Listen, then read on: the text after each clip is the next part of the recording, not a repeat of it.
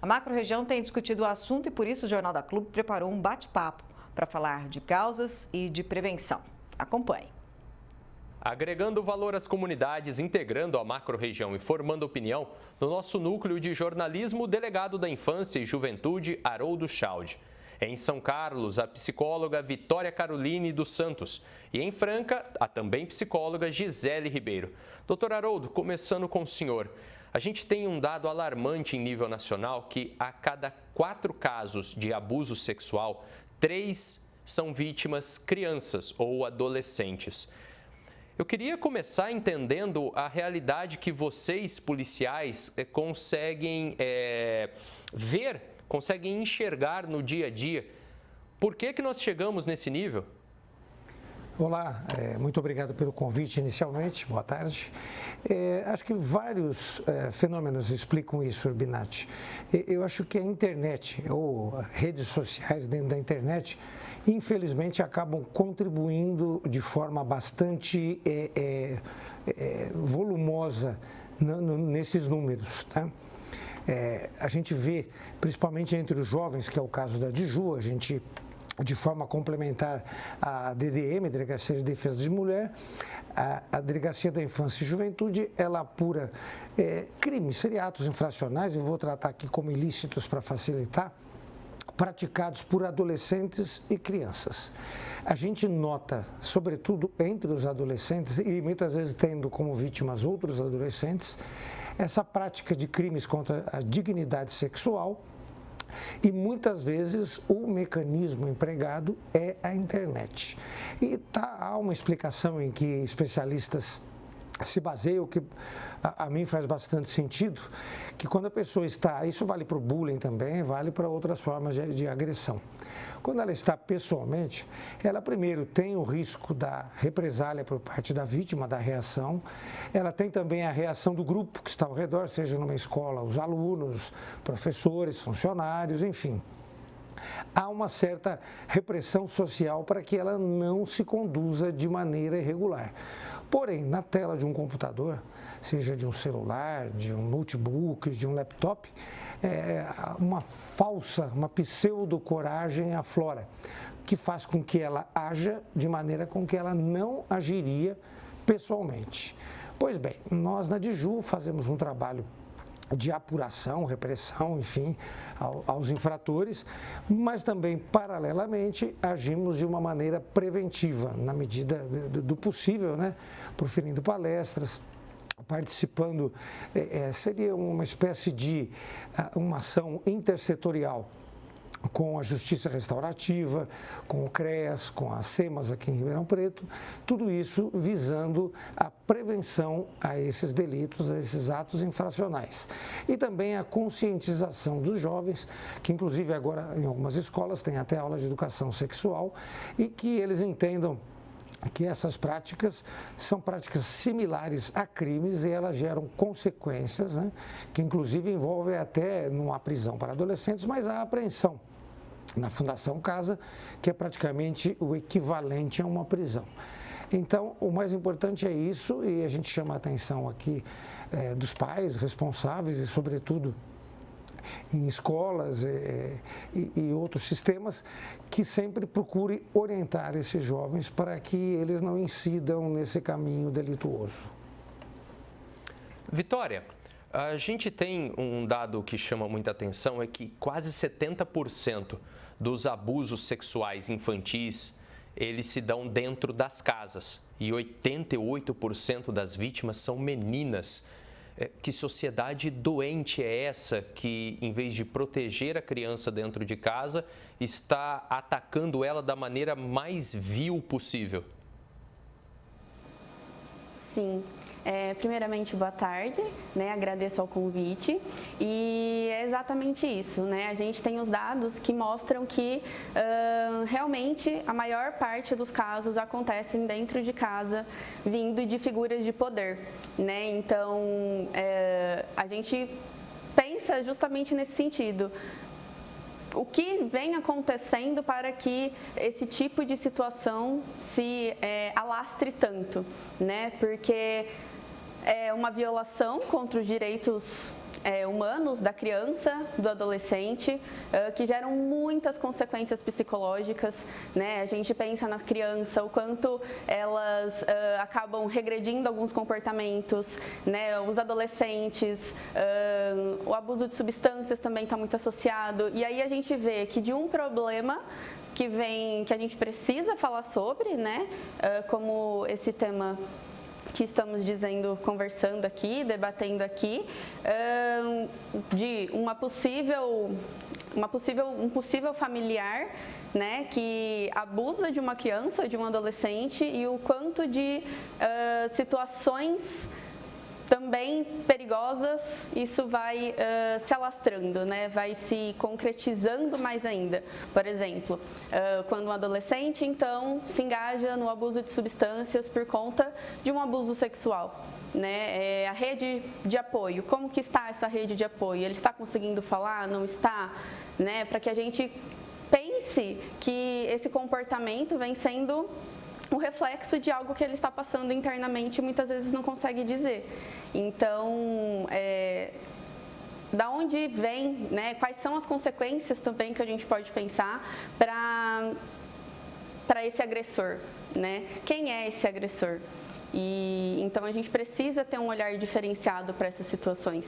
Os números estão aí para mostrar que não é porque não acontece dentro da minha realidade que não acontece, né? Então eu acho que essa é uma grande reflexão para a gente ter, né? E não falar somente em uma data específica. É um assunto que a gente precisa abordar com cuidado, é claro, mas precisa ser abordado, né? Então eu penso um pouco por esse lado. Gisele, a gente cresce com aquela sensação, talvez uma sensação até errada, de que por onde a criança passe, ela está protegida. Sempre, o adulto sempre vai olhar para a criança com aquele olhar de proteção, com aquele olhar de privilégio, né? As crianças têm que ter o privilégio de ser guardadas pelos adultos. Só que isso não vem acontecendo. E aí eu te digo, para o adulto de boa fé, de boa vontade, como é que a gente volta a formar uma rede de apoio, uma rede protetiva para essa criança? Olá, boa tarde. Agradeço o convite. Importante a sua pergunta para gerar, né, uma reflexão importante. É importante a gente entender que boa parte desses autores de agressão, né, contra crianças, que pode ser pedófilos ou outros autores de agressão que não apresentam esse transtorno, cometem esse tipo de violência porque ele está sempre ali no convívio com a criança, né, na família, infelizmente em algumas escolas, né? Então, o que a pessoa, né, que de certa forma todos nós temos a obrigação de cuidar e de proteger as nossas crianças, é a gente pensar na educação sexual. Eu sei que quando a gente fala desse tema, as pessoas às vezes acham que a gente vai incitar a criança a realizar essa prática, e não é isso. Quando a gente fala de educação sexual, é para a gente ensiná-la que o corpo dela, as partes íntimas dela, pertencem a ela. Então, não existe carinho sigiloso. Por quê? Porque esse autor de agressão, de violência sexual, ele utiliza alguns recursos. Por isso que a vítima fica com muito medo de contar. Então, esse cidadão de bem que deseja cuidar da criança, ele tem que utilizar desses métodos, né? Para conversar com a criança que o corpo é dela, que ela tem partes íntimas e que somente em situações específicas, como, por exemplo, o médico, quando ela precisar de um atendimento, na hora do banho, né? Um adulto de confiança. E não existe carinhos que podem ser sigilosos ou que o seu corpo deve ser tocado por qualquer pessoa, né? E além disso, também é importante a gente ir para um caminho de sempre manter um diálogo com a criança, para ela entender que ela tem uma proteção. Olha, eu posso confiar no meu professor, eu posso confiar no meu pai, eu posso confiar na minha mãe para contar uma situação que ocorreu comigo. Porque muitas vezes a vítima está envergonhada, está com medo, porque ela pode ter sofrido uma ameaça. Doutor Haroldo, o senhor falou que a polícia mesmo já traz um trabalho também preventivo, mas é claro que na maioria das vezes a polícia tem que atuar depois no repressivo. Mas com o olhar de quem já viu muito, de quem tem bastante experiência com essa área. Na sua opinião pessoal, o que falta? Não sei se é do poder público, não sei se são das famílias, das iniciativas privadas, mas o que falta para a gente avançar nesse tema? Eu acredito, Binete, que seja o que nós estamos fazendo hoje, por exemplo, já é uma forma, vamos dizer, de fomentar o debate, da gente colocar o assunto, né, colocar o bode no meio da sala, porque é um assunto espinhoso, delicado, como disse a doutora. A educação sexual ainda é vista em escolas por muitos com um certo preconceito, quando na verdade ela foi criada justamente para orientar a criança ou adolescente a evitar abusos. Então, acho que o que falta é uma interação maior entre os vários sistemas, educação, saúde, segurança pública, a mídia, a imprensa, a fazer com que forma a conversa sempre esteja presente, porque infelizmente, principalmente se você pegar as redes de internet como a Rede Black ou a Deep Web, infelizmente é um antro, é um território de ninguém.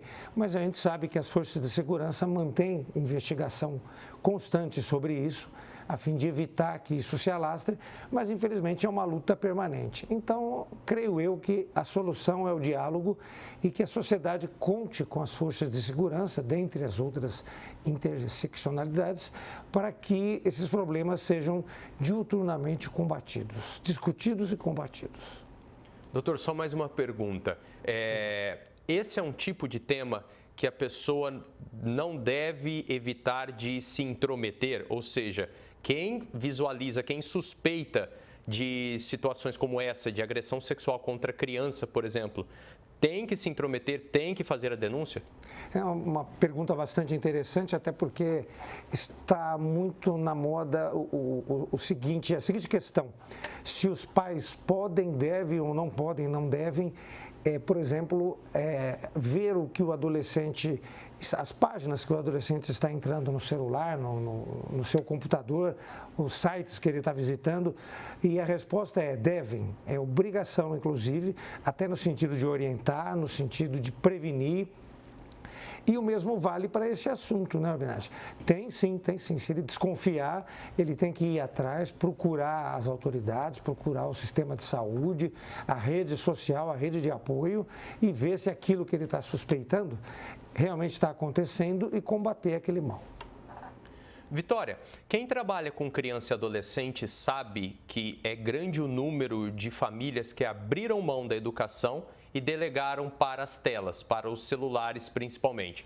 Crianças das mais tenras idades e os adolescentes ficam horas e horas e horas com o celular na mão. A gente tem no meio dos influenciadores, sobretudo na música, uma sexualização cada vez mais escancarada. Eu já não estou mais falando de metáforas, mas de palavras literais que induzem a sexualidade. Como é que lida com isso? Sim, exatamente. A gente vê uma crescente desses números de músicas, né, que hipersexualizam principalmente a mulher, né? Então, quando a gente fala de palavras explícitas, as crianças, né, desde das mais novas até os adolescentes, que têm mais facilidade de acesso, já conseguem assistir esse tipo de conteúdo. Então, como o doutor disse, né, a gente precisa sim ter uma fiscalização do que está sendo consumido na internet, né? Então, o que o meu filho está assistindo?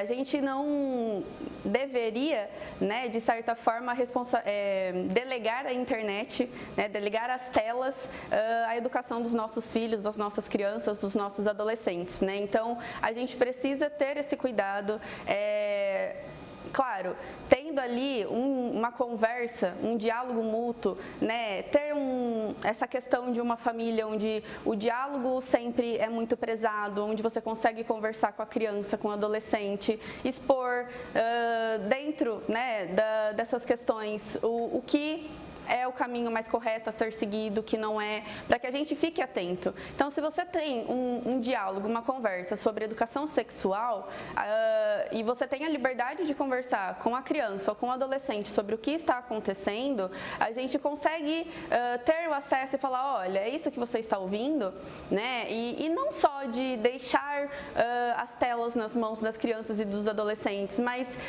a gente percebe que muitas vezes os próprios familiares ou cuidadores, né, estão consumindo esse tipo de música perto da criança ou do adolescente, né? E quando a gente pensa em situações de bairros mais periféricos, onde muitas vezes a música, esse tipo de música ele é consumido, a gente percebe também uma crescente no sentido das crianças ouvindo e consumindo esse tipo de conteúdo, né? A gente percebe também que muitas questões relacionadas à falta de diálogo, elas interrompem esse processo de comunicação que pode ser muito produtiva quando ela existe, né, na verdade. Então, o que eu penso a respeito dessa situação é justamente isso, ter esse diálogo, essa conversa, essa educação sobre diversas situações da vida que a gente passa, fiscalização, então a gente precisa saber o que as nossas crianças, os nossos adolescentes estão consumindo na internet, né? Assim como o doutor comentou, para que a gente possibilite ao máximo, né, na verdade impeça ao máximo que esse tipo de situação ele se alastre mais ainda.